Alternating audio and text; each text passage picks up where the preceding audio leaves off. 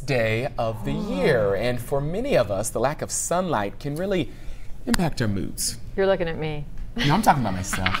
I don't like That'll it. get us as short as that means we're on the good side now. We'll start getting longer. But if that mood does not get better, Liz Bonus joins us with how doctors say you might be able to beat the winter blues. Let's do it. It has been just dreary. It's hard not to feel this way. Winter solstice, as we call it today. I know Erica's been talking about it, 5/23.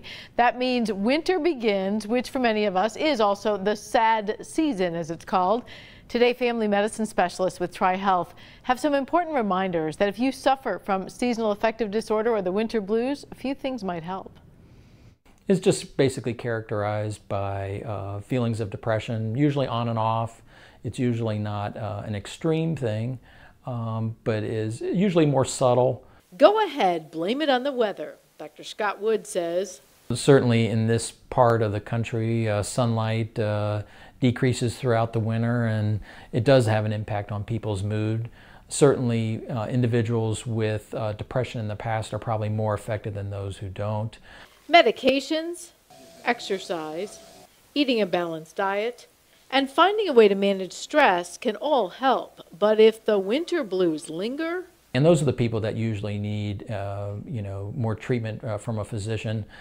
People who are chronically a little bit depressed, and then during the wintertime they take a sharper dive down. It's a much tougher time for them. Usually they know it beforehand. They kind of don't look forward to this time of year. But one other note, especially around holiday time or at the start of a new year, some of these thoughts may be able to be turned around if you lower your expectations. A lot of people at this time of year put a lot of stress on them, maybe because their life isn't quite a Hallmark film, and that's okay.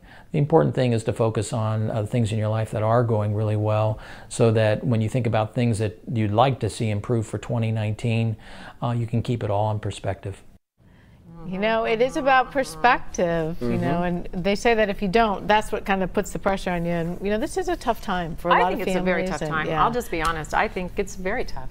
Well, and but in all fairness, you also have a lot of friends that have a lot of expectations that you meet them.